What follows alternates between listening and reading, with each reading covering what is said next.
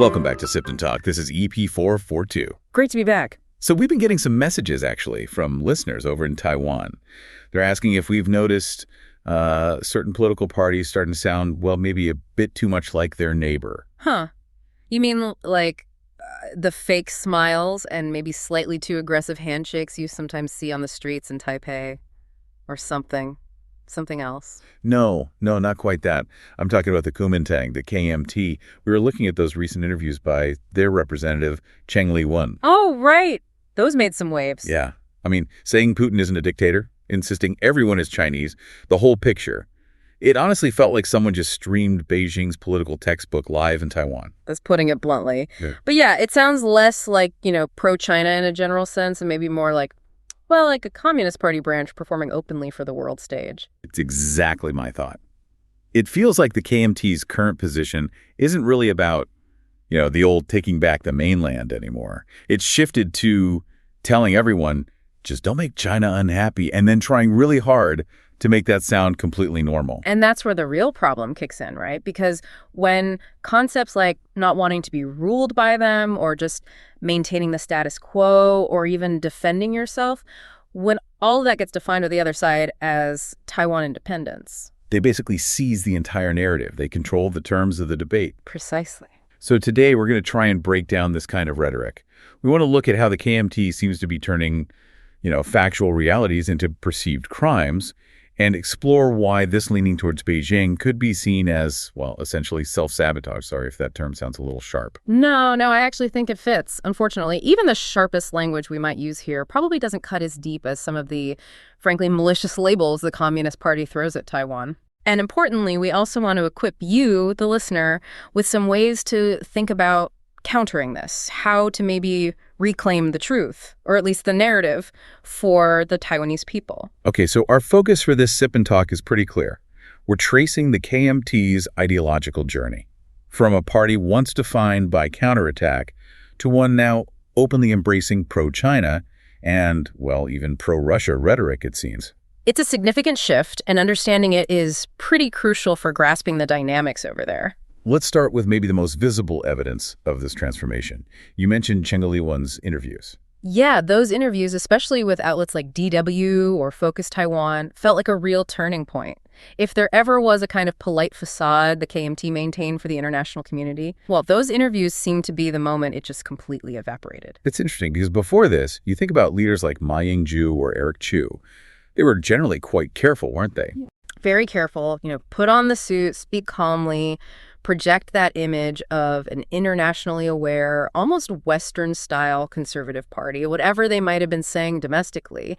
Internationally, there was always this layer of diplomacy. But Cheng Li-wen, it seemed like she just decided to throw that whole playbook out the window. It really did seem that way. And the shock factor, I think, starts with her pretty open alignment with what some call the authoritarian axis. She stated, quite plainly, that she doesn't consider Vladimir Putin a dictator. Okay, wait.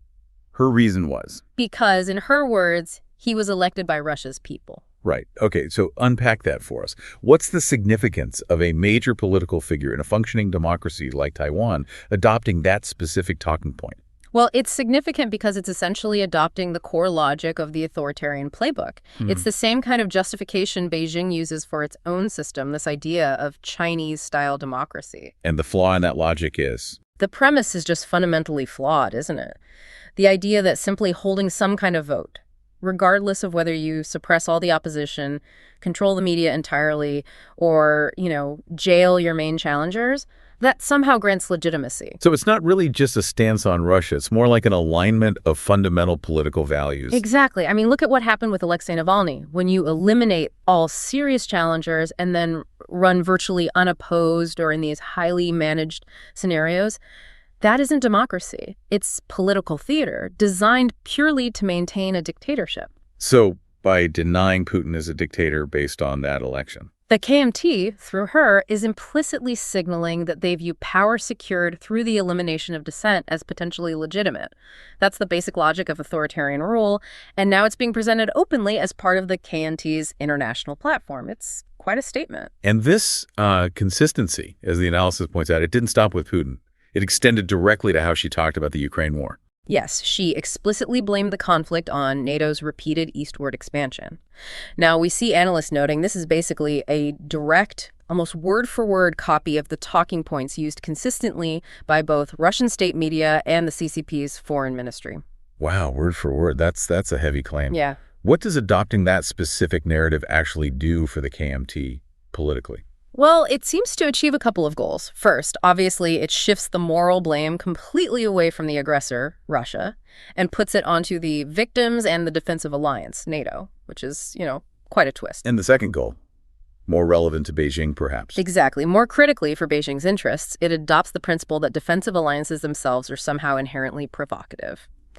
See the logic?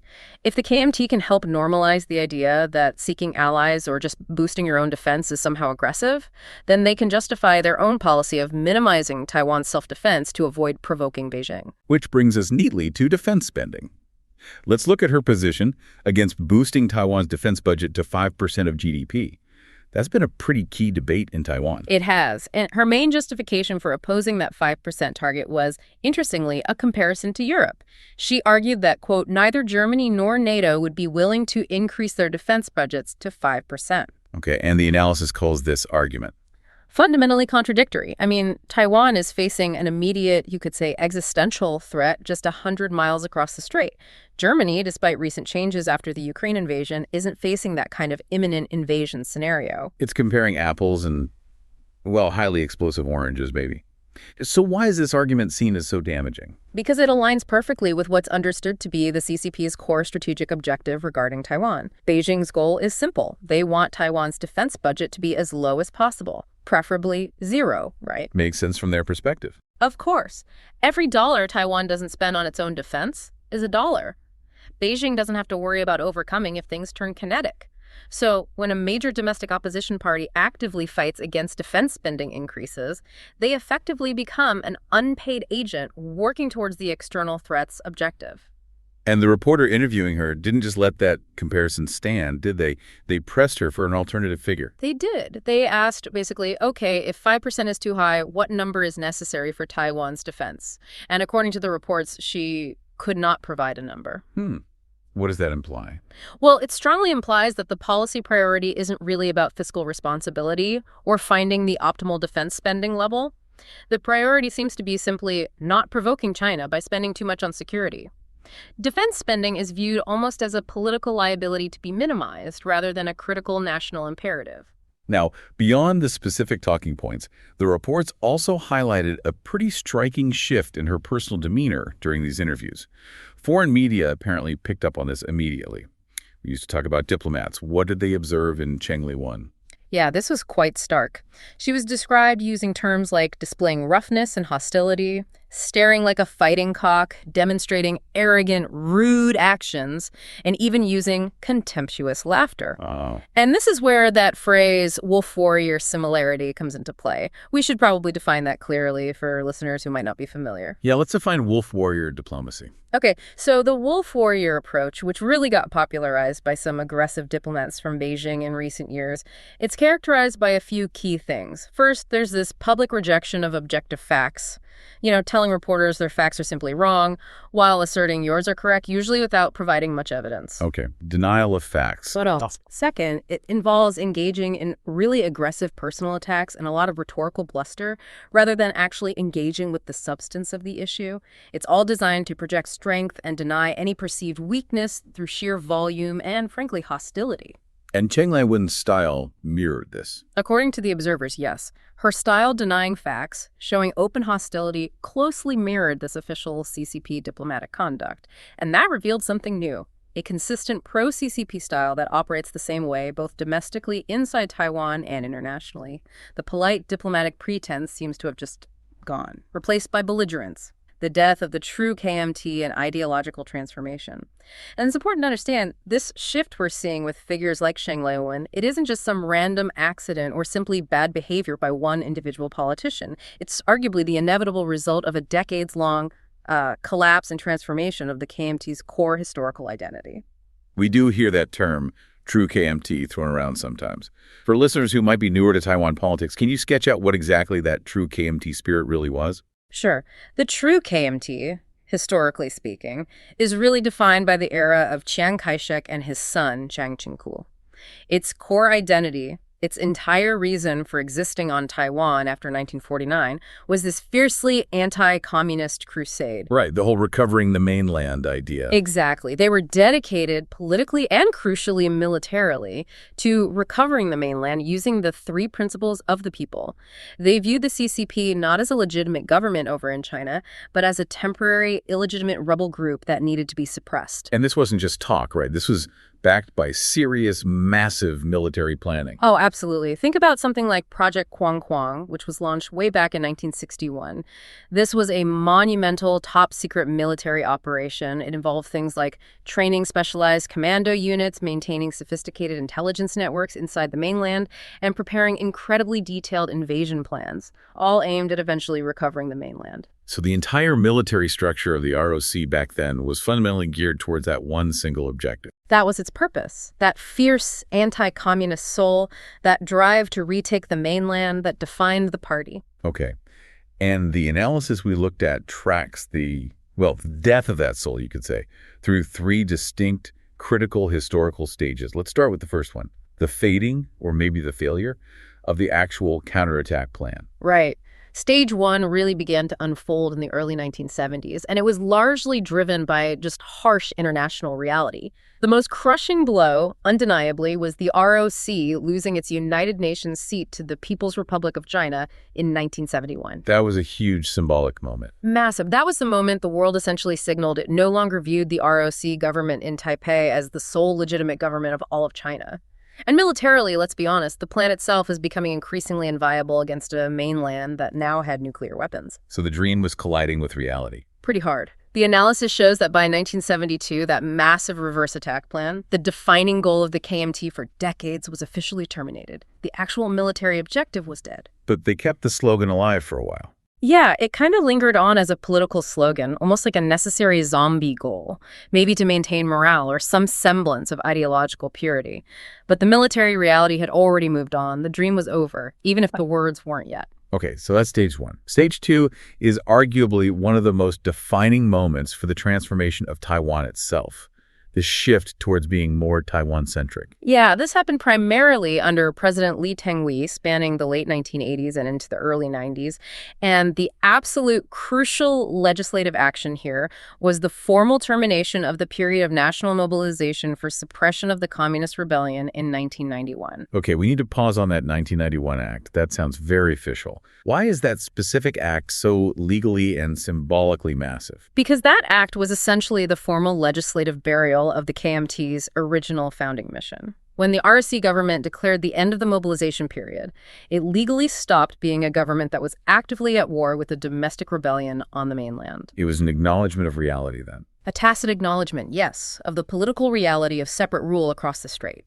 The KMT's focus inevitably had to shift. It moved away from the impossible dream of recovering China toward the very difficult, very complex reality of actually governing Taiwan and managing its ongoing democratic transition.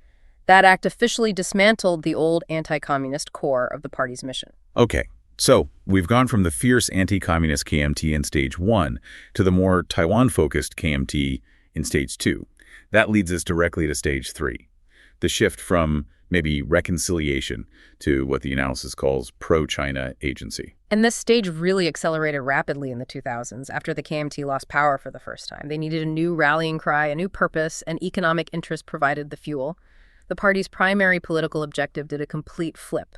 It moved from being fundamentally anti-communist to making anti-Taiwan independence its core political mission. Whoa, hold on. That's a huge distinction. They basically replaced their historical archenemy, the CCP, with Taiwan's own democratic identity as the primary threat to oppose. That's how it appears, yes.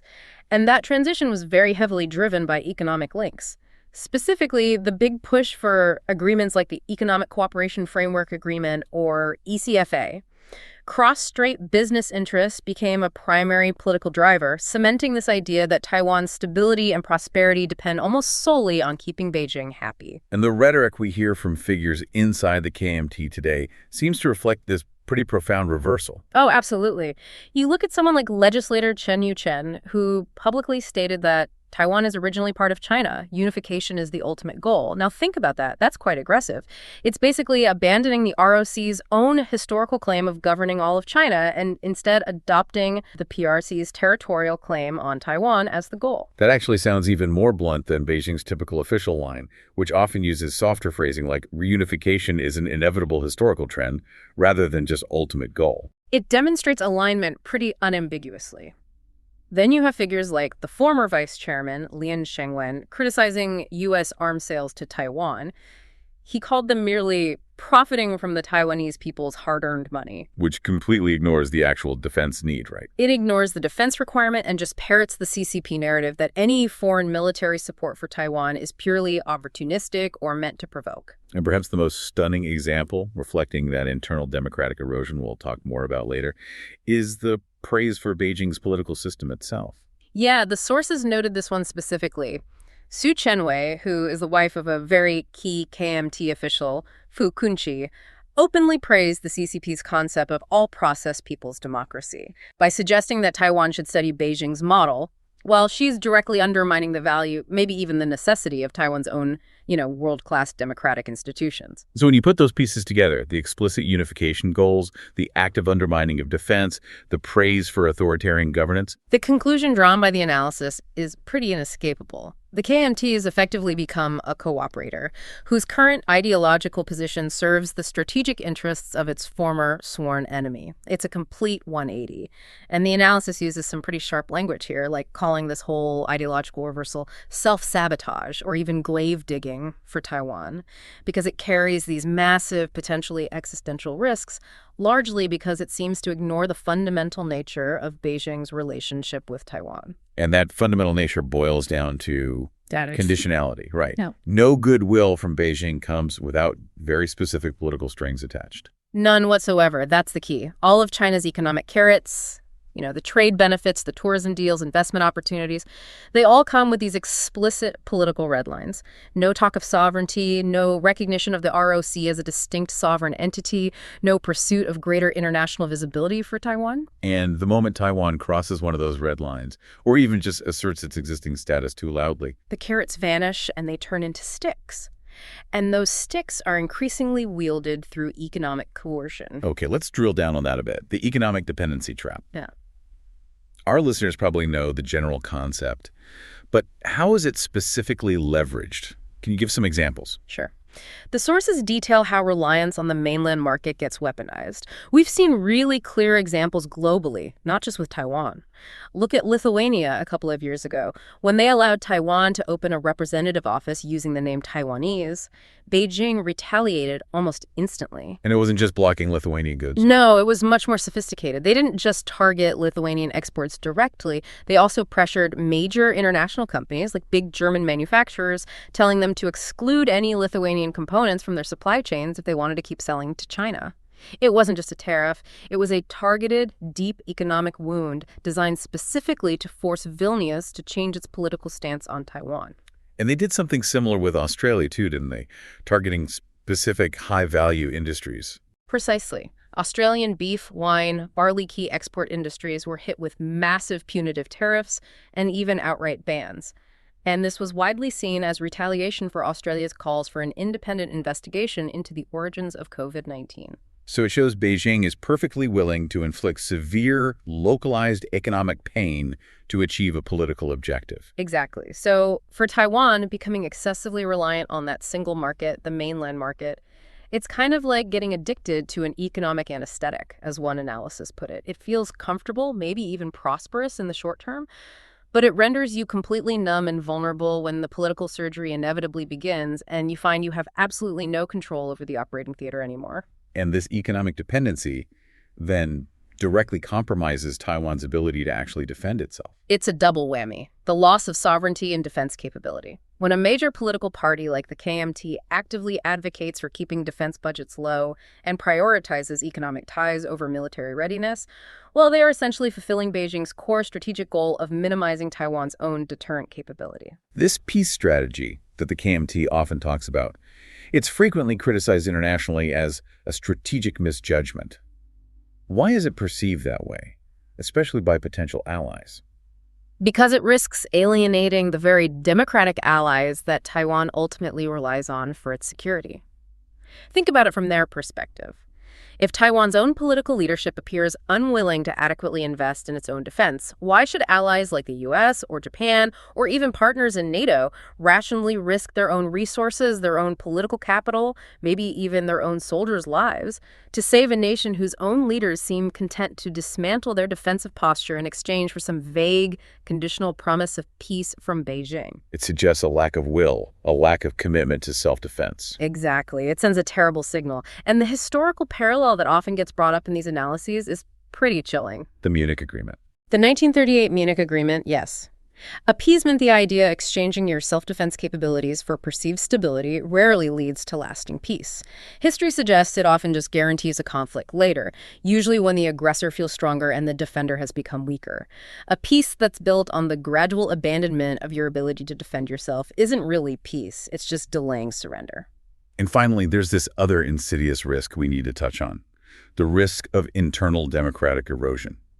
This can happen even without a single PLA soldier crossing the Taiwan Strait. That's maybe the most subtle but also deeply worrying part of this threat. A consistently pro-China policy stance starts to normalize self-censorship within Taiwan's own media, its academia, its political discourse. How does that work in practice? Well, when the political and business elite become constantly worried about provoking China or upsetting Beijing, they start to internalize Beijing's red lines. Certain topics become taboo.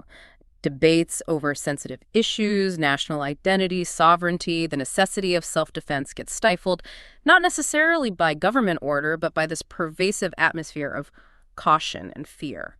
So the outward forms of democracy might remain. The facade of elections, a legislature, a free press might still be there, but the actual soul of democratic freedom, the ability to have robust, critical, sometimes uncomfortable debate gets slowly choked off. The political dialogue becomes hollowed out from within. Okay, this brings us to what might be the most practical and also maybe the most frustrating part of this whole political landscape. The way language itself is used as a weapon. The analysis we looked at calls the term Taiwan independence, or Taidu in Mandarin, the ultimate weapon in Beijing's cognitive warfare arsenal against Taiwan. That's exactly right. The term is deliberately designed as a catch-all malicious label. Its sole purpose, really, is to equate any form of resistance to Beijing's demands, any maintenance of democracy, any assertion of a distinct Taiwanese identity with something inherently evil or criminal. So the CCP gets to establish the definitions first. They establish the definitions, making it almost impossible for Taiwan to simply exist as it is without being labeled a criminal entity plotting secession. And crucially, these definitions aren't fixed, are they? They seem to be constantly expanding to trap more and more people, more and more ideas. Precisely. That's a key tactic.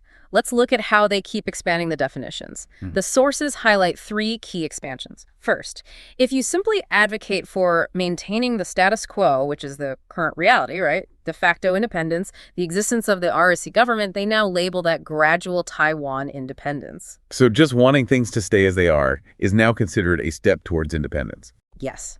You're considered guilty simply for not actively moving towards unification fast enough. Even inaction becomes provocation in their framing. Okay, what about Taiwan's existing institutions? Its government, its military? That's the second expansion. The very existence of the ROC, its constitution, its military, its functioning democratic government, is now often labeled substantive Taiwan independence, or sometimes shell independence. They claim the mere existence of a separate, functioning political entity on Taiwan is itself a crime, regardless of what its ultimate stated political aims might be. And the third expansion relates to Taiwan's interactions with the world. Exactly. Any attempt by Taiwan to gain international respect, recognition, or simply engage with other countries as a normal democracy that becomes colluding with external forces, this effectively criminalizes normal, routine international engagement that any other country takes for granted. So the ultimate goal of this relentless, expanding labeling seems twofold. Yeah. First, to eliminate Taiwan's legitimate international visibility, to isolate it. And second, to create a clear moral justification in advance for any future military action or intense political pressure. They can claim they're simply correcting a crime or stopping separatism. So how does this language specifically work on the ground? How does it impact the Taiwanese public and the political elite psychologically? Well, it works primarily through emotional manipulation and inducing fear. First, as we said, they establish the crime. Any form of non-submission equals separatism. But the real power, the real bite, comes from the incredibly loaded terminology they use. Phrases like traitor, apangul, or selling out Taiwan, meitai. Those are incredibly heavy terms, aren't they? They tap into deep historical anxieties about betrayal and national loyalty. Exactly. These terms are specifically chosen to induce profound fear and shame. The goal is to encourage massive self-censorship among politicians, among business leaders, even among ordinary citizens. People might choose silence or compliance simply to avoid the horrifying prospect of being publicly branded as a traitor or a separatist. It creates this internal pressure cooker that limits genuine political debate before the first policy proposal is even put on the table. That's the idea. And finally, they succeed in this cognitive warfare by deliberately confusing fact and value. How so? They take a straightforward, factual reality, Taiwan's de facto independence, its democratic governance for decades, and they successfully reframe it as a moral crime that must be corrected, usually through unification under their terms. By controlling the moral framework of the debate, they shift the entire argument away from a political disagreement between two sides into a battle over loyalty, morality, and historical destiny. They control the words, and by doing so, they attempt to control the entire political trajectory of the island, countering the logic traps and reclaiming the narrative. Okay, so if we understand this is basically a cognitive battlefield where language is the primary weapon, we need some clear strategies. How can you listening, counter this kind of language terrorism and avoid getting sucked into their narrative framework? Yeah. What's the first, maybe most critical move? Strategy 1 is absolutely crucial. Reclaiming the definition. You must refuse to accept their negative definition of Taiwan independence.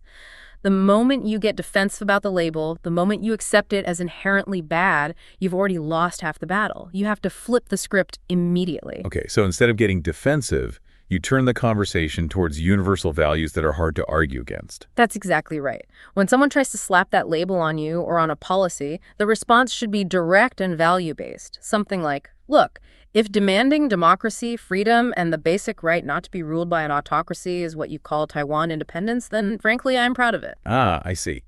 That immediately shifts the entire conversation. It stops being about a specific territorial dispute, unification versus independence, and it becomes about the core value conflict, democracy versus authoritarianism. Precisely. And that resonates universally. It puts the authoritarian side on the defensive, forcing them to justify their own system rather than you having to defend your existence. It links Taiwan's struggle to broader democratic struggles everywhere, whether it's Hong Kong, Ukraine, or anywhere else people value freedom. That's powerful. Okay, what's the next strategy? The analysis mentioned forcing clarity. Yes, strategy 2, the practical fact check, or forcing clarity.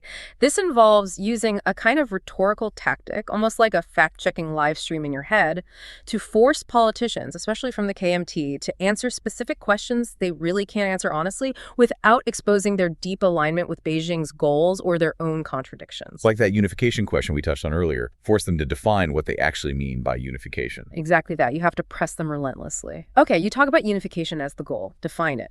Does that mean A, Taiwan merges into the CCP's People's Republic of China, accepting their one-party political system? Or does it mean B, the CCP somehow merges into the Democratic Republic of China? And the beauty of that question from a counter-strategy perspective is that both answers are politically toxic for them within Taiwan. Absolutely lethal. If they admit it's option A, they will be immediately branded, quite fairly, as selling out Taiwan's democracy. If they somehow try to claim it's option B, the mainland becoming democratic under the ROC framework, Beijing will instantly condemn them, proving they aren't actually aligned with Beijing and destroying their pro-China credentials.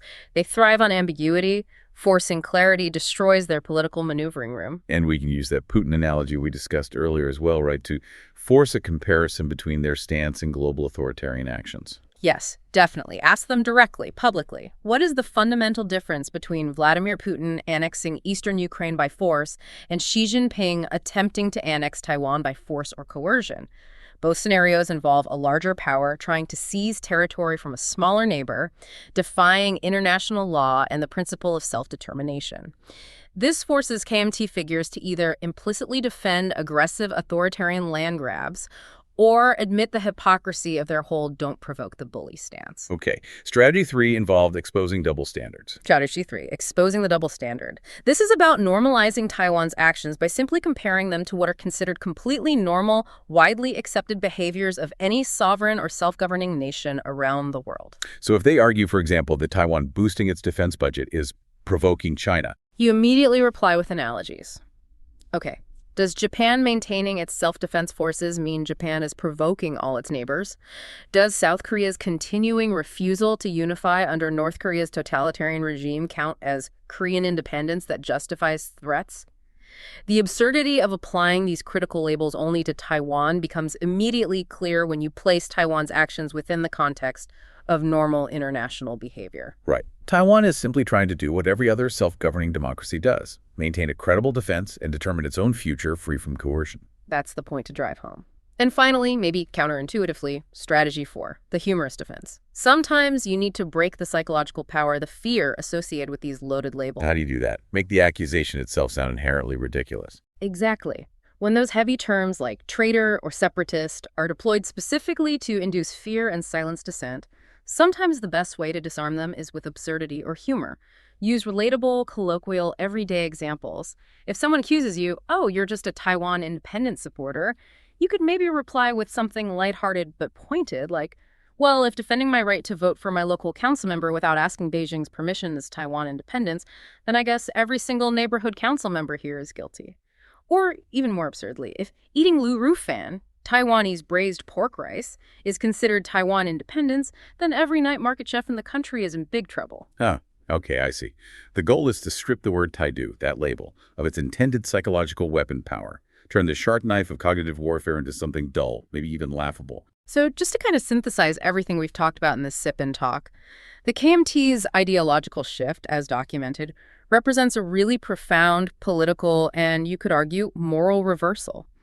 It appears to be a conscious choice to align their rhetoric, their political style, and even their strategic outlook with those of authoritarian powers like China and Russia. And that alignment directly risks Taiwan's hard-won security and its democratic health. Yeah, and thanks to some of the newer, maybe less guarded voices within the party, like Cheng Li-wen, this alignment is no longer particularly subtle or hidden behind diplomatic language. It seems, as the analysis puts it, openly consistent with Beijing's core objectives. Everything from trying to undermine defense budgets and parroting pro-Russia talking points to actually embracing rhetoric, like praising all process people's democracy, that serves to hollow out democratic norms from within Taiwan itself. And the profound danger here is that the internal political debate within Taiwan is now, in some ways, actively serving to justify and support the goals of Taiwan's primary external threat. The KMT has, arguably by its own recent choices, become a kind of internal agent, wittingly or unwittingly, in the CCP's broader cognitive warfare campaign against the Taiwanese people and their democratic way of life.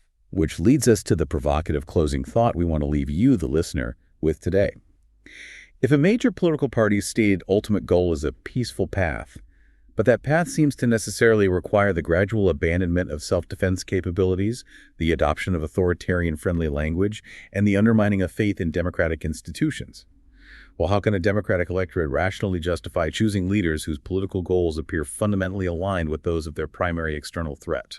It suggests the true battle for Taiwan's future isn't solely against the CCP's missiles and threats from across the strait, but perhaps also against those forces internally who seem willing to collaborate with the rhetoric of submission, even if they frame it as pragmatism or peace. A lot to think about there. Definitely. And just a reminder, as always, we aim to provide objective facts and analysis drawn from the source material we review, purely for discussion and understanding. We're not here to endorse or criticize any specific political party, people, or nation, but simply to advocate for critical, independent thought regarding the information presented. Absolutely. Well, that's all the time we have for this Sip and Talk.